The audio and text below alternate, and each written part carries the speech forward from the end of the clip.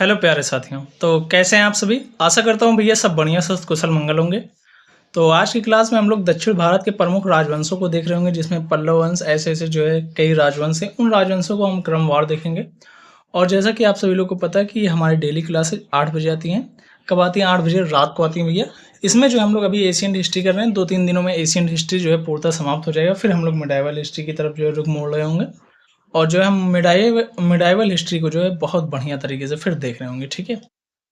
तो आप सभी लोगों से एक निवेदन है कि भाई आप लोग चैनल को सब्सक्राइब कर लेना और वीडियो को लाइक कर देना और कमेंट करके भी बता देना कि क्लास कैसी लगी आप सभी लोगों को। और अपने दोस्तों तक तो शेयर कर ही देना भाई, क्योंकि भाई जब कॉम्पिटिटर सामने वाला बेस्ट हो तभी मज़ा आता है। जो आपने पढ़ा वही उसने पढ़ा, और जो है कॉम्पिटिटिव एग्जाम्स में यही होता है, जब आप सामने से किसी को एकदम पुश करके आ जाओ कि भाई चलो देखते हैं कि इसके में कितना दम है, तो और मज़ा आता है क्लासेस को देखने में और एंजॉय करने में, ठीक है? और आप सभी लोग को बता दूं कि एक और न्यू सीरीज हम लोग स्टार्ट कर रहे हैं। उसमें जो है शॉर्ट वीडियो के माध्यम से 1 से 1.5 मिनट की शॉर्ट वीडियो रहेगी, जिसमें हम क्या कर रहे होंगे भैया कि जो टॉपिक्स हमने कर लिए हैं अभी तक, उनके जो है 25 से 30 क्वेश्चन करके, 20 से 25 क्वेश्चन करके हम लोग एक शॉर्ट वीडियो के माध्यम से जल्दी-जल्दी क्वेश्चन करवाएँगे, ठीक है? जिससे आप सभी लोगों का रिवीजन भी होता रहेगा और जो है बेहतरीन तरीके से आप लोग उसको कर भी पा रहे होंगे, ठीक है? तो ये चीज़ हम लोग एक न्यू चीज़ लॉन्च कर रहे हैं, और वो आप सभी लोगों को 1 दिन में हमारे चैनल पर दिख जाएगा कि हम लोग जो है वो चीज़ें करते हुए आप लोगों को दिख जाएँगे कि हर एक टॉपिक का topic wise, particular topic wise आप सभी लोगों को देखने को मिल जाएगा कि उसमें किस प्रकार से क्वेश्चंस पूछे गए हैं और किस प्रकार से पूछे जा सकते हैं। मतलब आए हुए प्रीवियस ईयर क्वेश्चन भी उसमें आप सभी लोगों को दिख जाएँगे और मोस्ट एक्सपेक्टेड क्वेश्चन भी आप सभी लोगों को देखने को मिल जाएँगे, ठीक है? तो वो शॉर्ट वीडियोज़ के माध्यम से जल्दी हमारे चैनल पर चालू होने वाली है। तो चलिए हम लोग देखते हैं पल्लव वंश। क्या देखेंगे भैया? पल्लव वंश, ठीक है? पल्लव वंश का संस्थापक कौन था? सिंह विष्णु था। कौन था भैया? सिंह विष्णु था। ठीक है, ये 575 से 600 ईस्वी तक जो है क्या था भैया? राजा था। इसकी राजधानी जो है कांची, तमिलनाडु के कांचीपुरम थी। इसकी राजधानी कहाँ थी भैया? कांची थी, तमिलनाडु के कांचीपुरम थी। वह वैष्णव धर्म का अनुयायी था। पल्लव वंश का संस्थापक सही सिंह जो है विष्णु था। कौन था पल्लव वंश का संस्थापक? सिंह विष्णु था, जो कि 575 से 600 ईस्वी तक क्या था? राजा था। इसकी राजधानी कांची थी। कांची कहाँ भैया है? तो यह तमिलनाडु में जो है कांचीपुरम, ठीक है? और जो है ये किस धर्म का अनुयायी था? कौन? सिंह विष्णु। सिंह विष्णु किस धर्म का अनुयायी था? तो वह वैष्णव धर्म का अनुयायी था। किस धर्म का अनुयायी था सिंह विष्णु? वैष्णव धर्म का था। ये जो है 575 से 600 ईस्वी तक क्या था भैया?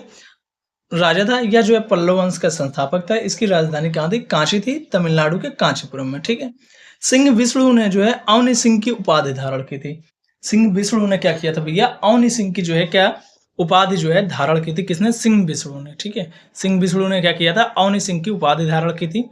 सिंह विष्णु ने मामल्लपुरम में जो है आदि वराह मंदिर का निर्माण करवाया था। ये इंपॉर्टेंट लाइन है, और ये भी इंपॉर्टेंट है, और ये तो इंपॉर्टेंट है ही भाई कि पल्लव वंश के संस्थापक कौन थे? तो सिंह विष्णु था।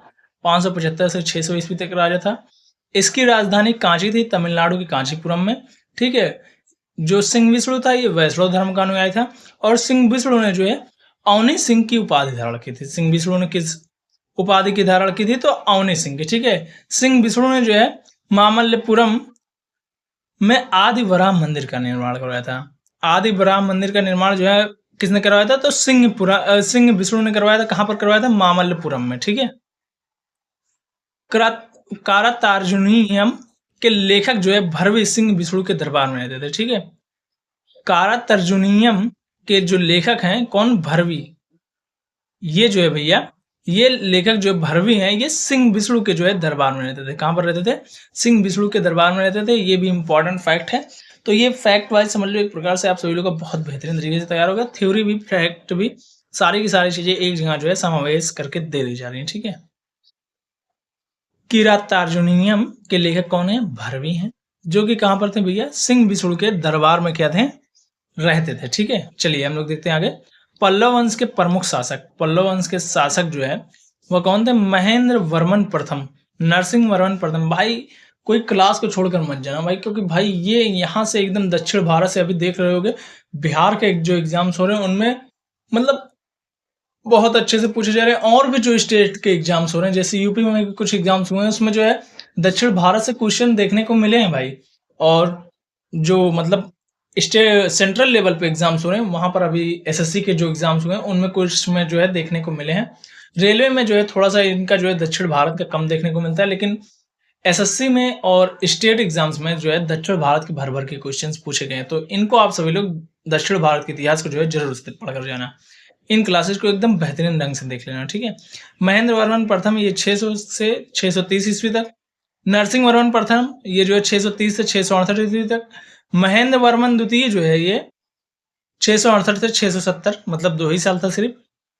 और परमेश्वर वर्मन जो है प्रथम ये 600 से 700 ईस्वी तक, ठीक है। नरसिंह वर्मन जो है प्रथम द्वितीय जो है ये 700 से 728, नंदी वर्मन द्वितीय 730 से जो है 800 ईस्वी, मतलब ये भाई सबसे ज्यादा तक था, 70 वर्षों तक। भाई देख रहे हो, यही सबसे ज्यादा वर्षों तक था। कौन भैया? नंदी वर्मन द्वितीय। महेंद्र वर्मन 600, महेंद्र वर्मन प्रथम जो था ये 600 से 630 ईस्वी तक, नरसिंह वर्मन प्रथम 630 से 668, महेंद्र वर्मन द्वितीय जो है 668 से 670। ये जो द्वितीय था महेंद्र वर्मन, ये जो है सबसे कम समय तक शासक था, ठीक है। परमेश्वर वर्मन प्रथम जो है 670 से 700 ईस्वी तक, नरसिंह वर्मन द्वितीय जो है ये 700 से जो है 728 ईस्वी तक, और जो नंदी वर्मन था, नंदी वर्मन द्वितीय था, वह जो भैया 730 से जो है 800 ईस्वी तक, ठीक है। महेंद्र वर्मन प्रथम ने जो है, महेंद्र वर्मन प्रथम ने मत विलास, विचित्र चित्त, गुणभार, चित्रकार पुल्ली और जो है चैत्यकारी और जो है चैत्यकारी की उपाधि धारण की। भाई देख रहे हो महेंद्र वर्मन ने कितनी उपाधियां धारण की थी? महेंद्र वर्मन प्रथम ने मत विलास, विचित्र चित्त और जो है भैया कौन सा, गुणभार, चित्रकार पुल्ली और जो है क्या भैया चैत्यकारी और चैत्यकारी, इतनी उपाधियां जो है महेंद्र वर्मन ने जो है क्या की थी, धारण की थी। लेकिन इससे जो है अभी तक क्वेश्चंस बने नहीं है, लेकिन बनने की संभावना है महेंद्र वर्मन प्रथम की जो है। इसमें से ये विचित्र वाला जो है ये इंपॉर्टेंट है भाई, विचित्र वाला। और जो है गुणभार, चित्रकार पुल्ली, चित्रकार जो है पुल्ली, ये जो है ये भी जो है इंपॉर्टेंट है, ठीक है। मत विलास पर हसन की रचना महेंद्र वर्मन प्रथम ने की थी, ये इंपॉर्टेंट है भाई। मत विलास पर हसन की रचना किसने की थी? तो महेंद्र वर्मन जो है प्रथम ने की थी। मत विलास पर हसन की रचना जो किसने की थी? महेंद्र वर्मन प्रथम ने की थी, ठीक है।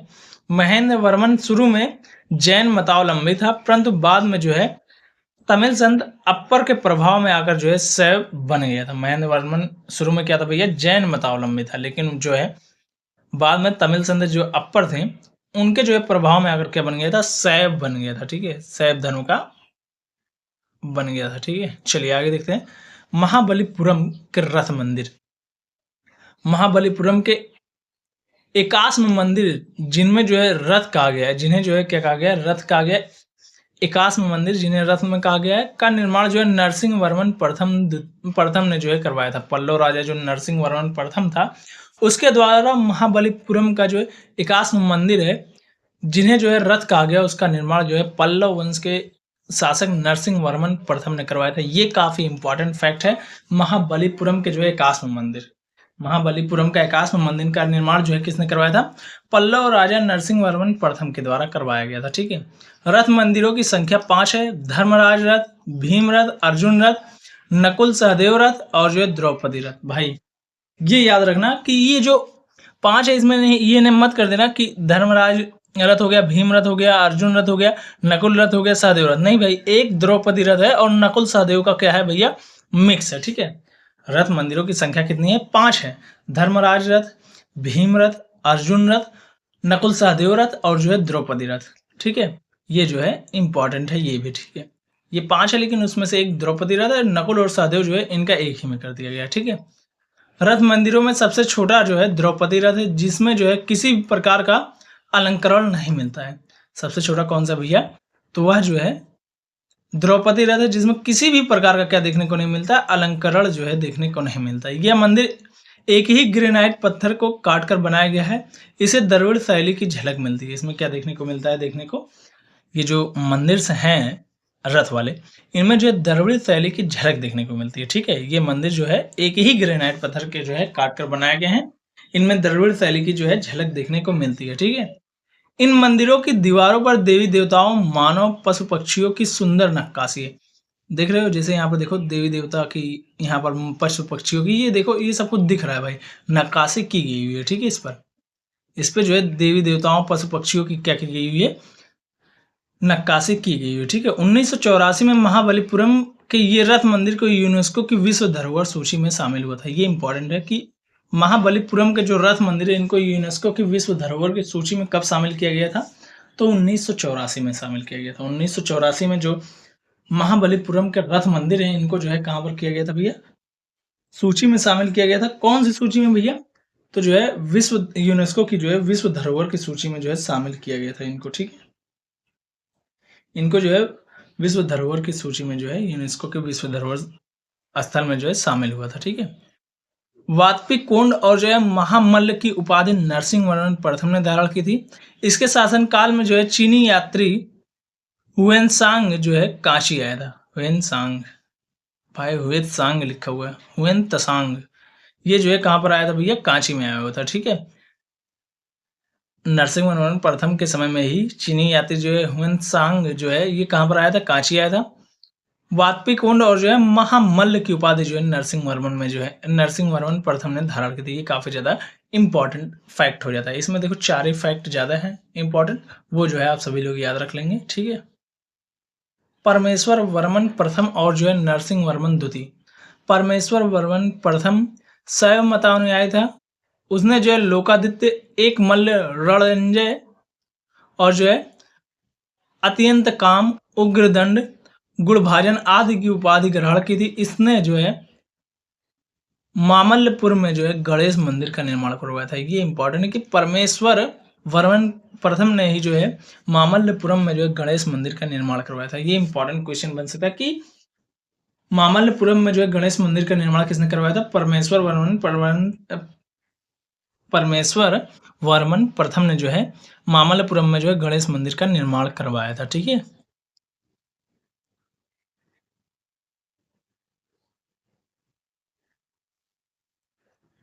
एक मिनट रुक जाओ।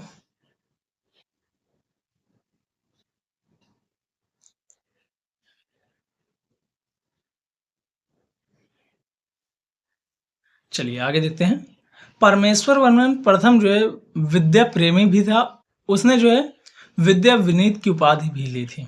ये याद रखना कि परमेश्वर वर्मन ने जो है विद्या विनीत की जो है उपाधि धारण की थी। ये क्वेश्चन पूछा गया है और पूछा भी जा सकता है। ठीक है, परमेश्वर वर्मन प्रथम जो था वो विद्या प्रेमी भी था, इसलिए इसने जो है विद्या विनीत की उपाधि धारण ली थी। ठीक है, अरबों के आक्रमण के समय पल्लव का शासक जो है नरसिंह वर्मन जो है द्वितीय था।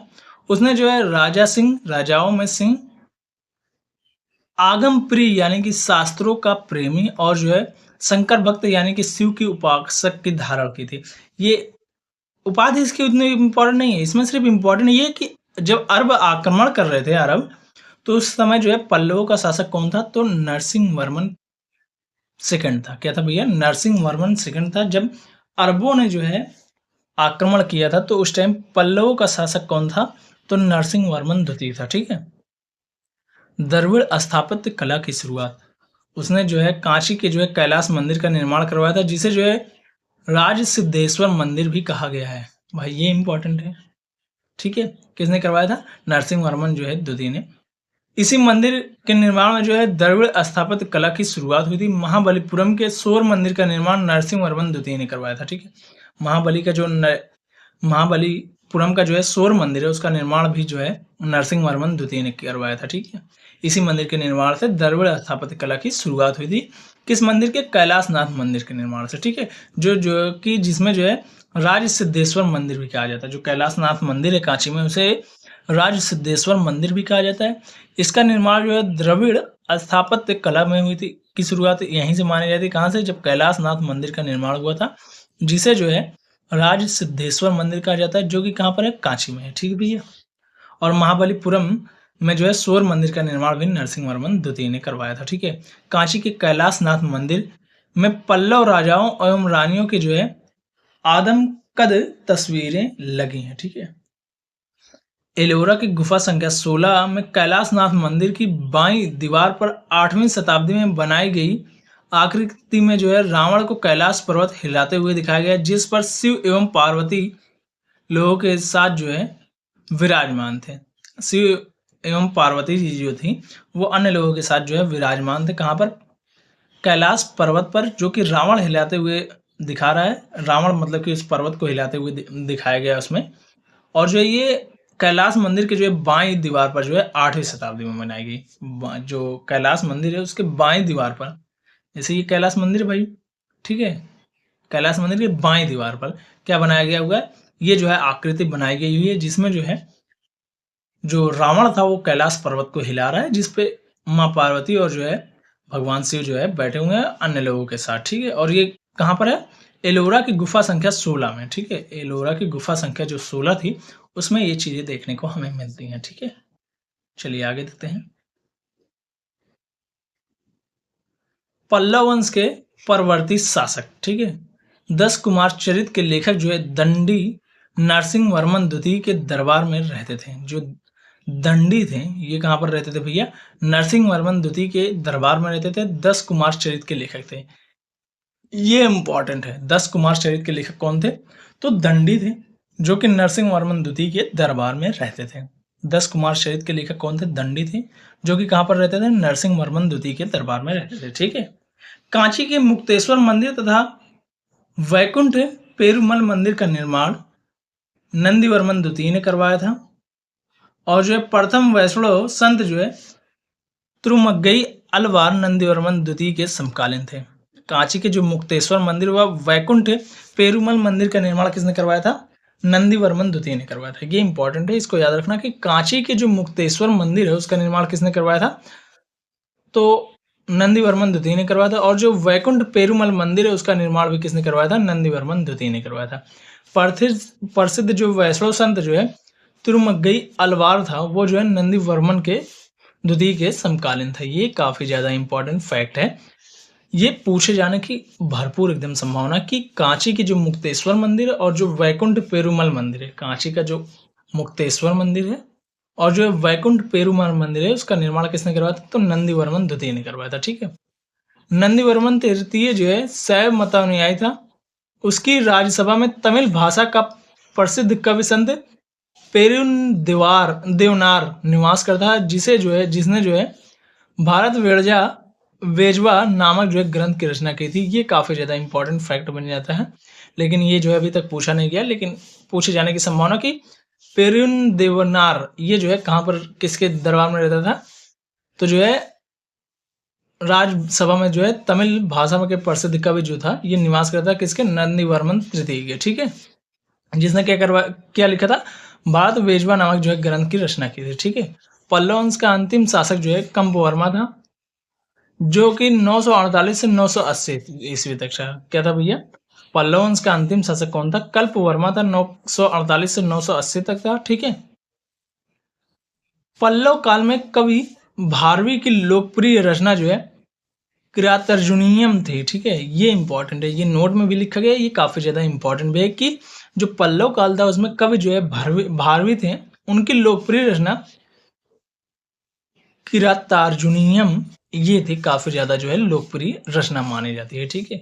चलिए आगे देखते हैं हम लोग। चोल वंश की स्थापना। चोल वंश की स्थापना 9वीं शताब्दी में पल्लव और चोल वंश जो है पल्लवों के जो है ध्वंसावशेषों पर स्थापित हुआ। मतलब जब पल्लवों का जो है क्या हो गया? अंत हो गया भाई, पूर्णतः समाप्त हो गए पल्लव।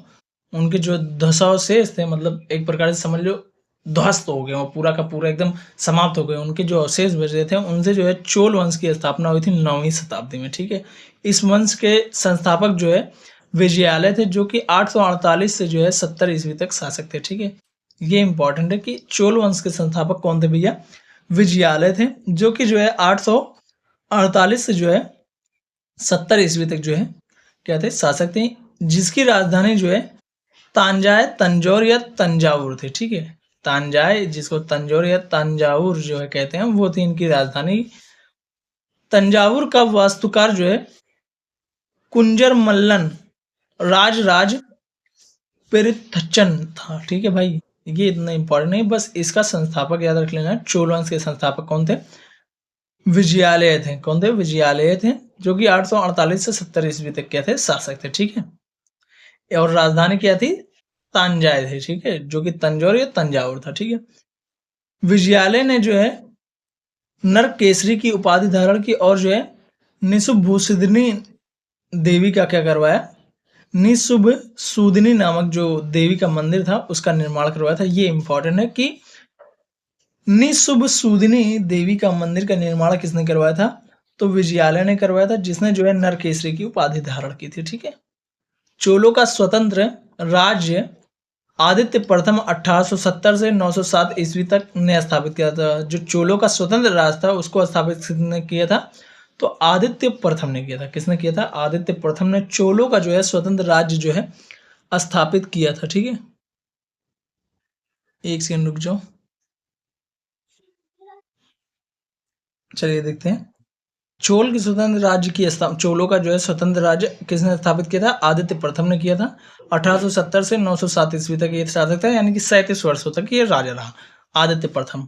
पल्लवों पर विजय पाने के उपरांत आदित्य प्रथम ने जो है कोदंडराम की उपाधि धारण की थी। जो पल्लव थे उन पर जो विजय पाने के उपरांत जो आदित्य प्रथम था इसने जो है कोदंडरम की उपाधि धारण की थी। ये काफी इंपॉर्टेंट फैक्ट बन जाता है और ये पूछा भी गया है क्वेश्चन। मैं आप सभी लोगों को जब पीवाईक्यूज और जो है मोस्ट एक्सपेक्टेड क्वेश्चन शॉर्ट के माध्यम से करवाऊंगा उसमें आप सभी को दिखाऊंगा किन किन एग्जाम्स में ये क्वेश्चन आए हुए हैं, ठीक है। चोलों का स्वतंत्र राज्य आदित्य प्रथम ने 870 से 907 ईस्वी तक स्थापित किया था, ठीक है। पल्लवों पर विजय पाने के उपरांत जो आदित्य प्रथम था इसने किस चीज की उपाधि धारण की थी तो कोदंड राम की उपाधि धारण की थी। इसने किस उपाधि को धारण किया था, आदित्य प्रथम ने कोदंड राम की उपाधि धारण की थी, ठीक है। चोल वंश के प्रमुख शासक परांतक प्रथम था जो कि 907 से 955 ईस्वी। राज राजा प्रथम था 985 से जो है 1014 ईस्वी। राजेंद्र चोल प्रथम 1014 से 1044। राजा धीराज प्रथम, इनका अभी आप सभी को दिखाता हूं कि इन्होंने कितने बेहतरीन बेहतरीन कार्य किए थे, ठीक है। 1044 से 1054। राजेंद्र द्वितीय जो है 1054 से 1063। कोलुतुंग प्रथम जो है 1070 से 1122। कोलुतुंग द्वितीय 1035 से 1050। राजेंद्र तृतीय जो है 1256 से 1279। भाई सबका याद करने की जरूरत नहीं है, राजा धीराज प्रथम की याद कर लेना है। इन्होंने जो है 1044 से 1054। राज राजा प्रथम जो है इसका भी याद कर लेना 985 से 1014 तक, ठीक है। ये इतना इंपॉर्टेंट है, ठीक है। तक्कोलम के युद्ध में राष्ट्रकूट नरेश कृष्ण तृतीय ने परांतक को पराजित किया था। तक्कोल के युद्ध में जो है राष्ट्रकूट नरेश तृतीय ने जो है परांतक फर्स्ट को जो है, ये जो परांतक प्रथम था चोल वंश का, इसको जो है पराजित किया था। इस युद्ध में परांतक फर्स्ट का बड़ा लड़का राजादित्य मारा गया था। जो इनका बड़ा लड़का था परांतक फर्स्ट का जो है इनका बड़ा लड़का राजादित्य था जो कि मारा गया था, ठीक है। तक्कोलम का जो युद्ध था ये इंपॉर्टेंट है। तक्कोलम का युद्ध, तक्कोलम के युद्ध में जो राष्ट्रकूट नरेश कृष्ण तृतीय था, राष्ट्रकूट नरेश था कृष्ण तृतीय, ठीक है। इसने जो है परांतक फर्स्ट को जो है पराजित किया। इस युद्ध में जो है परांतक फर्स्ट का जो है बड़ा लड़का राजादित्य मारा गया था, ठीक है। राज प्रथम ने श्रीलंका का आक्रमण किया। राज प्रथम ने जो है श्रीलंका पर क्या किया था, आक्रमण किया था। इसीलिए मैंने कहा राज राजा जो है ये याद रखना, ठीक है। राज ने जो है प्रथम, राज प्रथम जो था इसने जो है श्रीलंका पर क्या किया, आक्रमण किया। वहां के राजा महिम 5 को भगाकर श्रीलंका के दक्षिण जिला और रोहड़ में शरण लेनी पड़ी। जो श्रीलंका का दक्षिण जिला था रोहड़, उसमें जो है भैया क्या लेनी पड़ी, शरण लेनी पड़ी राजा जो है महिम 5 को भागकर, ठीक है। ये इंपॉर्टेंट है कि श्रीलंका पर किस शासक ने जो है आक्रमण किया था, तो राज प्रथम ने जो है श्रीलंका पर आक्रमण किया था। वहां के जो है राजा महिम 5 जो था उसको जो है भाग कर जो है श्रीलंका के दक्षिण रोहड़ में जो है शरण लेनी पड़ी, ठीक है।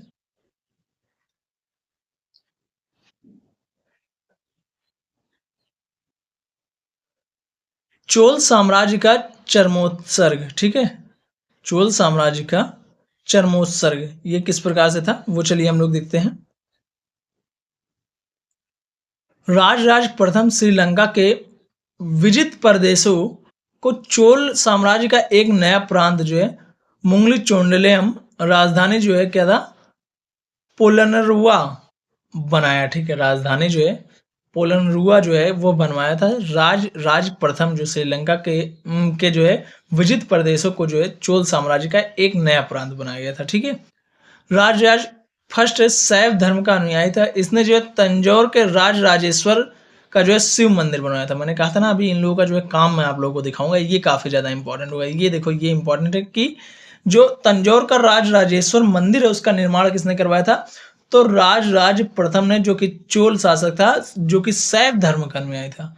राज प्रथम शैव धर्म का अनुयायी था, जो कि चोल वंश साम्राज्य का क्या था भैया, राजा था। और जो है इसने तंजौर में राजेश्वर शिव, जो राजेश्वर मंदिर है वो शिव मंदिर है, उसका निर्माण करवाया था। ठीक है, तंजौर में राजेश्वर मंदिर निर्माण करवाया था जो भगवान शिव को क्या है, समर्पित है। ठीक है, चोल साम्राज्य का सर्वाधिक विस्तार जो है राजेंद्र प्रथम के शासनकाल में हुआ था। जो चोल साम्राज्य था उसका सर्वाधिक विस्तार जो है राजेंद्र प्रथम के शासनकाल में हुआ था। ये इंपॉर्टेंट है कि चोल जो साम्राज्य था वो सर्वाधिक विस्तार पर कब था, तो राजेंद्र प्रथम के शासनकाल में था। ठीक है, बंगाल के पाल शासक महिपाल को पराजित करने के बाद राजेंद्र प्रथम ने गंगैकोंड चोल की उपाधि धारण की और जो है नवीन राजधानी गंगैकोंड चोलपुरम के निकट चोल गंगम नामक विशाल तालाब का निर्माण करवाया। ये इंपॉर्टेंट है थोड़ा सा कि जो महिपाल था उसको किसने पराजित किया था, तो राजेंद्र प्रथम ने पराजित किया था, जो कि चोल वंश के शासक थे, राजेंद्र प्रथम। ठीक है, इन्होंने किसको पराजित किया था, तो इन्होंने जो है भैया पाल शासक, बंगाल का जो पाल शासक था महिपाल, उसको जो है पराजित किया था। ठीक है, और जो नवीन राजधानी थी गंगकोंड चोलपुरम में जो है के निकट जो इनकी नवीन राजधानी फिर बन गई थी चोल साम्राज्य की, गंगकोंड चोलपुरम, वहां के निकट जो इन्होंने चोल गंगम नामक जो है विशाल तालाब का निर्माण करवाया था। ठीक है, 11वीं शताब्दी के आरंभ में राजेंद्र प्रथम ने अपनी राजधानी में शिव मंदिर का निर्माण करवाया। इस मंदिर में उसने जो है पराजित शासकों को जब्त की गई उत्कृष्ट प्रतिमाओं से भर दिया। क्या किया भैया, उत्कृष्ट जो प्रतिमाएं थी उनको जो है भर दिया था, जिसमें सम्मिलित थी कौन कौन सी, वो देखते हैं हम लोग। जिसमें सम्मिलित थी कौन कौन सी, चालुक्यों से प्राप्त एक सूर्य पीठिका, एक गणेश मूर्ति था, दुर्गा की कई मूर्तियां, पूर्वी चालुक्यों से प्राप्त एक नंदी की मूर्ति, कलिंग से प्राप्त भैरव एवं भैरवी की एक प्रतिमा, और जो है बंगाल के पाल से प्राप्त काली की मूर्ति थी। 22 ने जो है 11वीं शताब्दी के आरंभ में राजेंद्र प्रथम ने जो है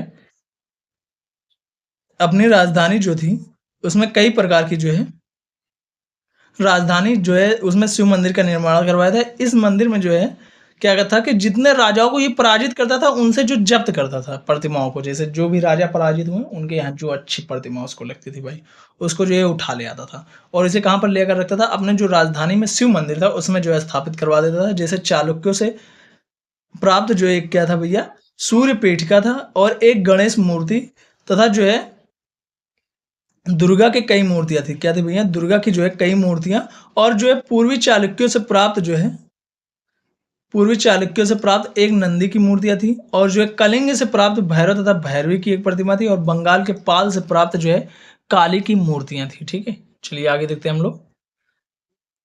चोल के जो है भूमि के प्रकार, विल्लन वगाई जो है ये गैर ब्राह्मण किसान स्वामी की भूमि थी। ये गैर ब्राह्मण जो किसान थे उनके जो है ये भूमि थी विल्लन वगाई। ठीक है, ब्रह्मदेह जो है ये ब्राह्मणों को उपहार में दी गई भूमि थी। ब्रह्मदेह जो ये थी ये ब्राह्मणों को उपहार में दी गई भूमि थी।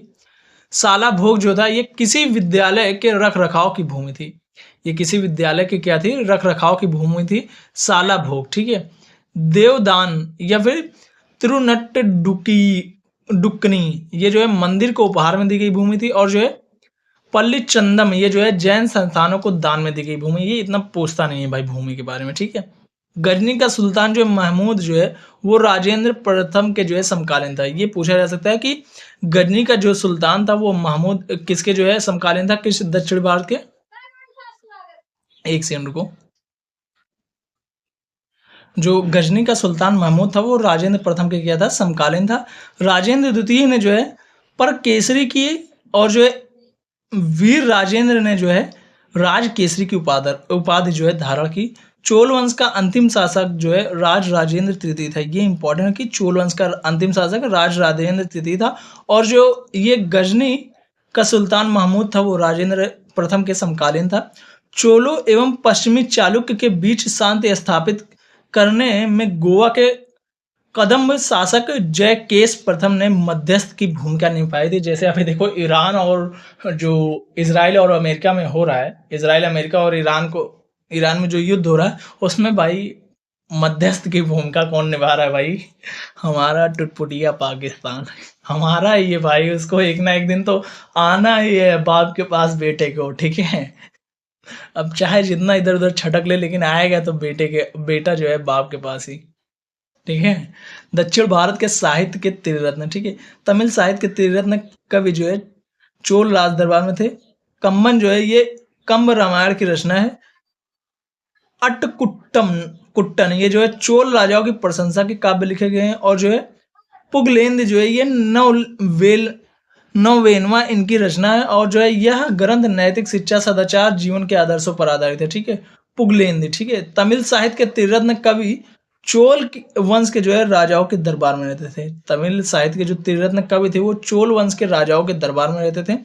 तेलुगु साहित्य के त्रिरत्न कवि कौन कौन से? ये तमिल का हो गया, अब तेलुगु का देखते हैं हम लोग। इनको जो है ये जो है कांकतीय राज दरबार में रहते थे, ठीक है। ये जो नैनन थे, तिक्कन थे और जो है एर्राप्रगड्डा थे, ठीक है। तीनों ने मिलकर संस्कृत महाभारत का जो है तेलुगु में अनुवाद किया। ये तीनों कवि कांगती वंश के दरबार में रहते थे। ये तीनों मिलकर जो है संस्कृत महाभारत को जो है तेलुगु में अनुवाद किया था। जो संस्कृत में महाभारत थी उसको जो है इन्होंने तेलुगु में अनुवाद किया था। ये तीनों कवि जो है कांगती वंश के दरबार में रहते थे, ठीक है। कांकी वंश जो था उसके दरबार में ये तीनों रहते थे। ये तीनों जो है काफी ज्यादा इंपॉर्टेंट है, क्योंकि भाई इन्होंने जो है महाभारत का जो है तमिल में जो है अनुवाद किया, तेलुगु में जो है अनुवाद किया था, ठीक है। कन्नड़ साहित्य के त्रिरत्न कवि जो है पश्चिमी चालुक्य के दरबार में पंपा, इनकी रचना आदि पुराण, प्रथम जैन तीर्थंकर ऋषभदेव के जीवन चरित्र, विक्रमार्जुन विजय यानी कि महाभारत की कथा पर आधारित है ये। और जो है पौन्य, इनकी रचना जो है शांति पुराण, जिना क्षरमाला और जो है भुवनेकाराभ्यम और जो है रन्न, ये जो थे इनकी रचना जो है अजीत पुराण और जो है गदा युद्ध, भीम की वीरता का वर्णन, पंपा, पूर्ण एवं रन्न, तीनों जो है जैन कवि थे। ये तीनों जो है मुख्य रूप से पश्चिमी चालुक्य राजवंश के दरबार में रहते थे। विशेष रूप से जो है महाकवि पंप राजा जो है अरसिंह द्वितीय 941 ईस्वी में दरबारी कवि थे। इनके बारे में उतना इंपॉर्टेंट नहीं, बस ये जान लेना जो पश्चिमी चालुक्य थे कन्नड़ साहित्य के त्रिरत्न कवि थे। पंपा, पूर्ण, रन्न ये जो है पश्चिमी चालुक्य के दरबार में रहते थे। ये जो है कन्नड़ साहित्य के त्रिरत्न थे, ठीक है। चलिए आगे देखते हैं हम लोग। मंदिर विस्तार एवं जो है राज दरबार के अधिकारी विक्रम चोल अभाव एवं अकाल से ग्रस्त गरीब जनता से राजस्व वसूल कर चिदम्बरम मंदिर का विस्तार करवा रहा था, ठीक है। ये जो विक्रम चोल था ये अभाव एवं अकाल से ग्रस्त जो गरीब जनता थी उससे जो है राजस्व वसूल कर चिदम्बरम मंदिर का विस्तार करवा रहा था। और जो कोलुत्तुंग है, कोलुत्तुंग द्वितीय ने जो है चिदम्बरम मंदिर में स्थित गोविंदराज मंदिर है विष्णु जी की, उसकी मूर्ति को जो है समुद्र में फेंकवा दिया था। जो कोलुंग थे ये सब इंपॉर्टेंट नहीं, बस जान लो कि ये सब है, ऐसा ये पूछा भी नहीं जाता, ठीक है। कालांतर में वैष्णव आचार्य रामानुजाचार्य ने उक्त मूर्ति का पुनरुद्धार किया और जो है उसे तिरुपति के मंदिर में प्राण प्रतिष्ठान करवाया।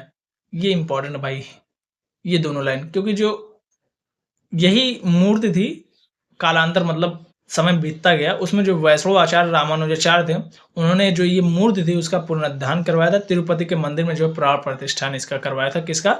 जो कोलुतुंग द्वितीय था, इसने जो चिदम्बरम मंदिर में स्थित जो गोविंदराज यानी कि विष्णु जिनको कहते थे गोविंदराज जी, मतलब गोविंदराज किनका नाम है भैया? विष्णु जी का ही एक गोविंदराज नाम से जो इन्होंने मूर्ति जो थी उसको जो है समुद्र में फेंकवा दिया था। कौन था?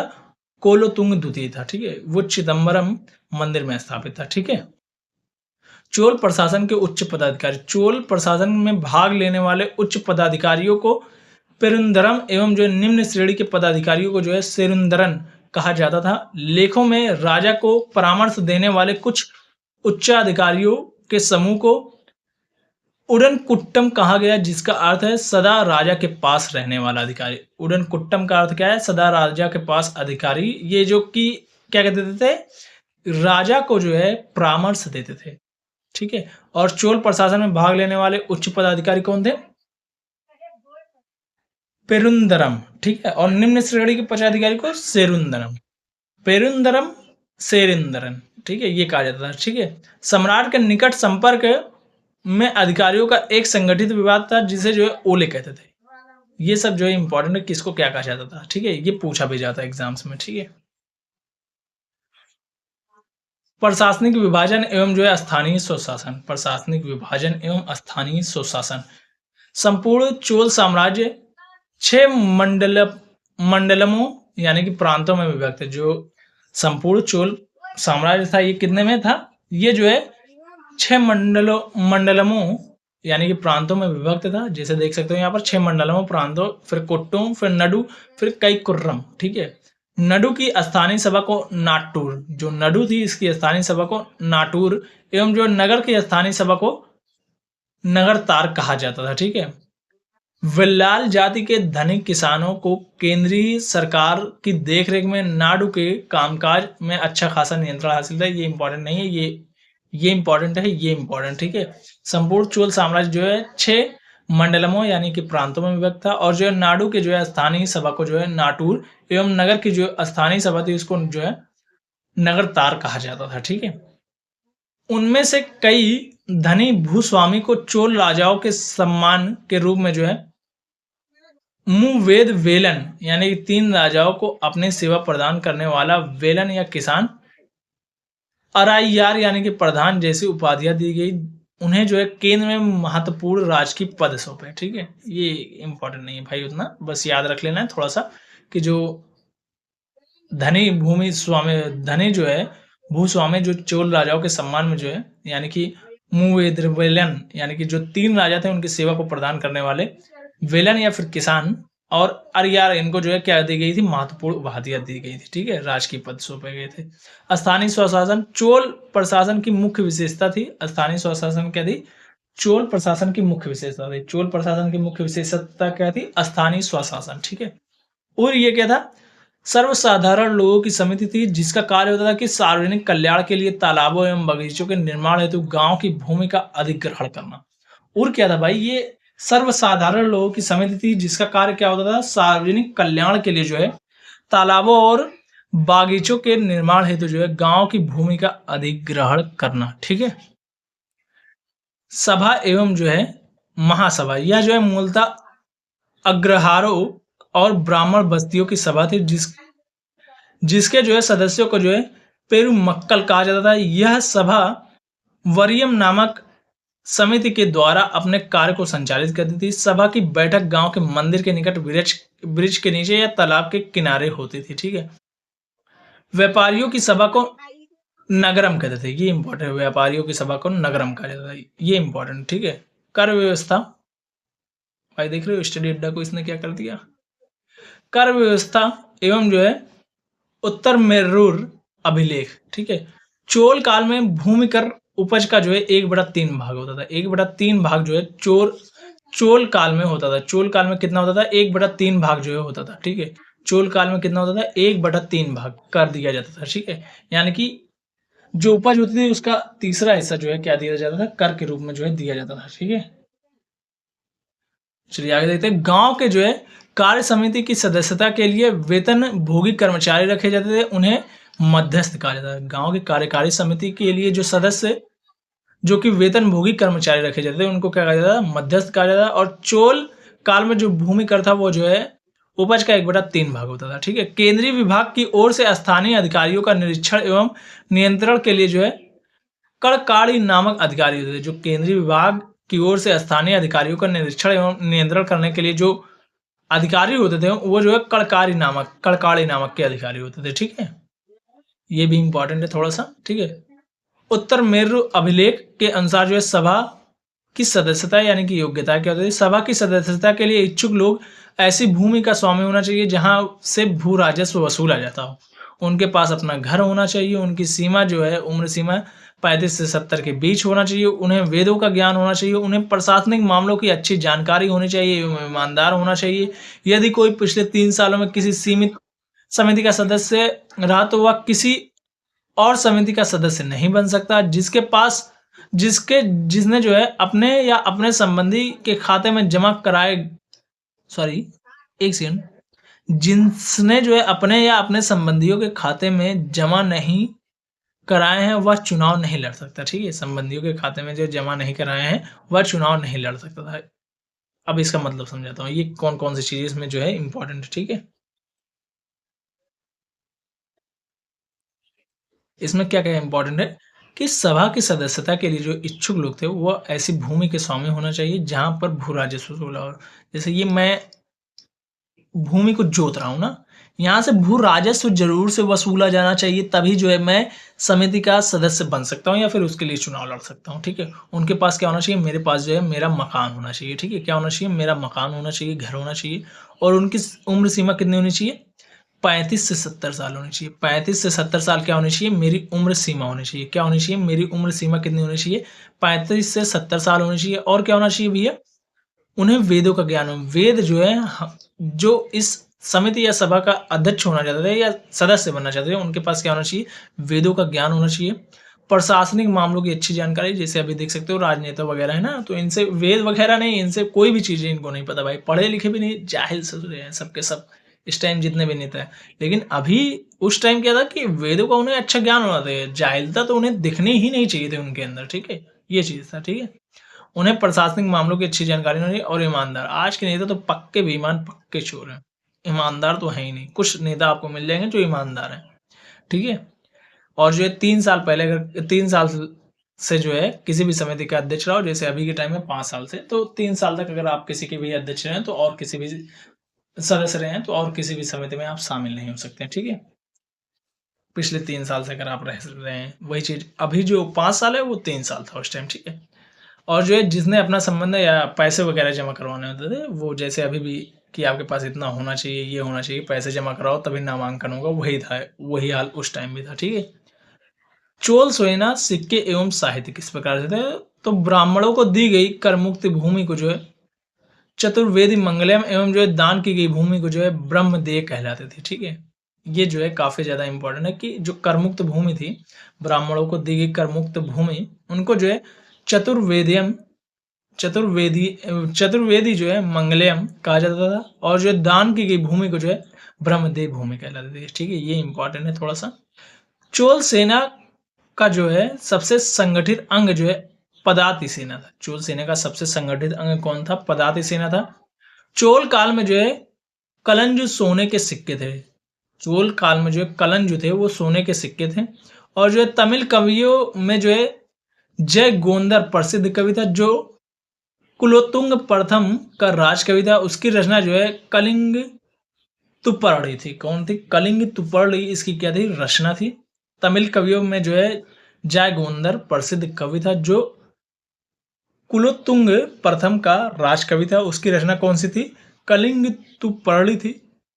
ये जो है इम्पोर्टेंट है, ठीक है? तमिल कवियों में जो है जय गोदर प्रसिद्ध कवि था, ठीक है? कम्मन ने तमिल रामायण इरामावतारम की रचना जो है कोलो कुलोत्तुंग तृतीय यानी कि जो कि जिसका शासन कब से कब तक था 1178 से 1218 के शासनकाल में की थी। ये काफी इंपॉर्टेंट है कि जो तमिल रामायण है उसकी रचना किसने की थी? तो कम्मन ने की थी। किसके शासनकाल में की थी? तो चोल शासक जो कुलोत्तुंग तृतीय था उसके शासनकाल में की थी, ठीक है? ये क्या है भैया? इरामावतारम है। क्या भैया? इरामावतारम जो है इसकी रचना है, नाम है, ठीक है? पर्सी ब्राउन ने जो है तंजौर के बृहदेश्वर मंदिर में विमान को भारतीय वास्तुकला का निकष माना है। परंसी ब्राउन ने जो तंजौर में बृहदेश्वर मंदिर में जो है विमान को क्या कहा है? भारतीय वास्तुकला का जो है निकष माना है, ठीक है? नटराज प्रतिमा चोल कला का जो है सांस्कृतिक सार किस प्रकार से था, ये देखते हैं हम लोग। ये विश्व प्रसिद्ध है भाई, नटराज की जो प्रतिमा जो है चोल कालीन कांस्य नटराज प्रतिमा, ये विश्व प्रसिद्ध मानी जाती है, ठीक है। चोल कालीन नटराज प्रतिमा को चोल कला एवं संस्कृति सार का जो है निचोड़ सार या निचोड़ कहा जाता है। शिव को जो है भारत में नृत्य कला का जो है अधिष्ठाता देवता भी माना जाता है, यानी कि शिव जी जो थे उनको जो है क्या माना जाता है कि ये इन्होंने ही जो है नृत्य का विकास किया है भारत में, ठीक है। चोल कालीन में जो है चोल कालीन यानी कि जो चोलों का समय था उस टाइम जो है क्या था भैया, एक सेकंड रुकना, हाँ, क्या था भैया कि नटराज की प्रतिमा जो कांस्य के नटराज की प्रतिमा थी वो काफी ज्यादा प्रसिद्ध है, ठीक है। नटराज प्रतिमा का विवरण जो है वो किस प्रकार से है। नटराज प्रतिमा में शिव को उनकी दाहिनी टांग पर संतुलित रूप से खड़े हुए और जो है उनकी टांग के पंजे से अज्ञान एवं विस्मृति के दैत्य अपस्मार को दबाते हुए दिखाया गया हुआ है, ठीक है। साथ ही शिव जो है भुजंगता स्थित की स्थिति में अपनी दाई टांग उठाए हुए हैं और जो है तिरोह भाव यानी भक्त के मन से माया एवं भ्रम का पर्दा हटा देने का द्योतक यानी कि ज्ञातक माना जाता है। ये इस प्रकार से जो इनका पैर है ये जो है इसीलिए माना जाता है कि इन्होंने जो है ये जो है भक्त के मन से भय माया और जो है भ्रम को हटाने के लिए जो है ये किया है, ठीक है। इन्होंने ये पैर उठाया। उनकी जो चारों भुजाएं हैं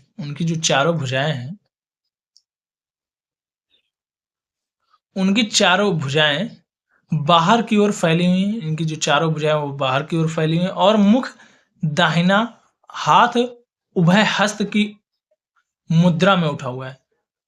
चारों ओर भुजाएं जो बाहर की ओर फैली हुई हैं और क्या मुख दाहिना हाथ, मुख के आगे जो है दाहिना हाथ जो है अभय हस्त यानी कि ये अभय हस्त मुद्रा में उठा हुआ है। उनका ऊपरी दायां हाथ डमरू जो उनका प्रिय वाद्य है, देख सकते हो डमरू, इस हाथ में क्या है भैया डमरू देखने को मिल सकता है, ठीक है। डमरू देखने को मिल रहा है, ठीक है। हमें जो इनका प्रिय है वह पकड़े हुए तालबद्ध ध्वनि उत्पन्न करता हुआ दिखाया गया हुआ है। तालबद्ध ध्वनि क्या करता हुआ उत्पन्न यानी कि ये जब क्या करते हैं भैया, आप सभी लोगों ने देखा होगा जब ये क्या करते हैं क्रोधित होते हैं तो ये नृत्य जो करते हैं वही चीज उस स्थिति को यहाँ पर दर्शाया गया। आपने मूवी वगैरह में देखा होगा कि किस प्रकार से दाएं हाथ में डमरू लेकर वो बजाते हैं और जो है एकदम भयानक रूप से जो है करते हुए हैं, ठीक है।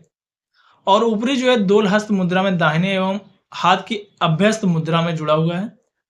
उनकी जटाएं दोनों ओर छिटकी हुई हैं और जो है वृत्ताकार ज्वाला को छू रही हैं जो नृत्यरत संपूर्ण आकृति को घेरे हुए, ये देख सकते हो इन आकृति को घेरे हुए। वो पूरी की पूरी प्रतिमा के बारे में बताया गया। वो इतना पूछता नहीं है भाई प्रतिमा के बारे में।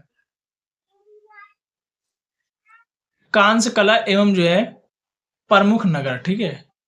चोल कांस्य प्रतिमाएं संसार की सबसे उत्कृष्ट कांस्य प्रतिमाओं में गिनी जाती। कांस्य प्रतिमाएं बनाने की कला के संरक्षक के रूप में चोल वंशी विधवा महारानी जो है सेबियान महादेवी का नाम जो है विशेष रूप से उल्लेखनीय है। यानी कि जो चोल शासक थे उनमें जो चोल वंशी विधवा महारानी थी सेबियान महादेवी, इनका नाम जो विशेष रूप से क्या है उल्लेखनीय है। इनके समय में मतलब समझ लो कि कांस्य प्रतिमाएं काफी ज्यादा प्रचलित थे, ठीक है। सैफ संत ईशान शिव पंडित राजेंद्र प्रथम के गुरु थे। सैफ संत जो है ये पूछा जा सकता है कि राजेंद्र प्रथम के गुरु कौन थे, तो ईशान शिव पंडित ये थे, ठीक है। और ये भी इंपॉर्टेंट है कि कौन किसके समय में कांस्य प्रतिमाएं जो है काफी ज्यादा प्रचलित हुई थी संरक्षक के रूप में, ठीक है। तो जो चोल वंशी विधवा महारानी थी सेम्बियान महादेवी उनके समय में, ठीक है। चोल काल जो कि 10वीं सदी का सबसे महत्वपूर्ण बंदरगाह कावेरी पट्टनम था। चोल जो काल था उसमें 10वीं सदी का जो है सबसे महत्वपूर्ण बंदरगाह जो है कौन सा था, कावेरी पट्टनम था। चोल काल में सबसे महत्वपूर्ण बंदरगाह कावेरी पट्टनम था। बहुत बड़ा गांव जो कई एक इकाई के रूप में शासित किया जाता था तनियर कहलाता था। जो बहुत बड़ा गांव था जो एक इकाई के रूप में, जैसे बहुत बड़े गांव हो गए तो उसमें से जो है उनको जो है एक ही इकाई मतलब एक ही व्यक्ति जो है उनको जो है संभालता था, एक ही उनको इकाई संभालते थे, उसको क्या कहा जाता था तनियर कहलाता था, ठीक है। उत्तर मेरु शिलालेख जो सभा संस्था का विस्तृत वर्णन उपस्थित करता है परांतक प्रथम के जो है शासन काल से संबंधित है। उत्तर मेरु जो शिलालेख है जो सभा सभा संस्था का विस्तृत वर्णन उपस्थित करता है, परांतक प्रथम के जो है शासनकाल से संबंधित है। ठीक है, ये उतना इंपॉर्टेंट नहीं है। चोलों की राजधानी कालक्रम के अनुसार, ठीक है, उदययूर था पहले, फिर तंजीर हुआ, फिर गंगैकोंड हुआ, फिर चोलपुरम हुआ, फिर कांची हुआ। जैसे कि अभी आप सभी लोगों ने देखा राजाओं के ऊपर बारे में कि उन्होंने किस प्रकार से अपनी अपनी राजधानियों को किस प्रकार से खसकाते हुए गए। ठीक है, अर्थव्यवस्था संत एवं जो है नौसेना शक्ति किस प्रकार से थी, तो चोल काल में सड़कों की देखभाल जो है बगान समिति करती थी। ये इंपॉर्टेंट है कि चोल जो काल था उस समय जो है सड़कों की देखभाल कौन करता था, तो बगान समिति करती थी। चोल काल में आम वस्तुओं के आदान प्रदान का आधार धान था। आम वस्तुओं के आदान प्रदान का क्या था, आधार क्या था, धान था। चोल काल के विशाल व्यापारी समूह निम्न थे, कौन कौन से थे, वलंजियार थे, नाना देशी और कौन था, मणिग्रामम था। कौन था भैया, चोल काल में विशाल व्यापारी समूह कौन कौन से थे, तो वलंजियार थे, नाना देशी था और जो है मणिग्रामम था। ठीक है, चोल राजवंश का प्रतीक बाघ था। ये इंपॉर्टेंट है, चोल राजवंश का प्रतीक क्या था, बाघ था। विष्णु के उपासक अलवार व शिव के उपासक नायनार संत कहलाते थे। जो विष्णु के उपासक थे उनको अलवार कहा जाता था, जो जो शिव के उपासक थे उनको नायनार कहा जाता था। विष्णु के उपासक अलवार और शिव के उपासक जो है नायनार कहलाते थे। ठीक है, चोल शासकों ने एक सशक्त नौसेना का निर्माण किया, जिसमें जो है बंगाल की खाड़ी को चोल झील कहा जाने लगा। चोल शासकों ने जो है सशक्त नौसेना का निर्माण किया था, जिसे जो है बंगाल की खाड़ी की चोल झील कहा जाने लगा। ये इंपॉर्टेंट, ठीक है। तो आज के लिए बस भैया इतना ही। Thank you so much. Video कैसी लगी आप सभी लोग कमेंट में जरूर से बताइएगा। और जो है 2 से 3 क्लास और 3 क्लास ज़्यादा से ज़्यादा भाई पूरी की पूरी एशियन समाप्त। ठीक है, फिर हम मिडाइवल की तरफ बढ़ेंगे और मिडाइवल को पूरा बेहतरीन ढंग से कंप्लीट कर रहे होंगे। Thank you so much. मिलते हैं नेक्स्ट क्लास में, तब तक के लिए bye bye, tata, see you.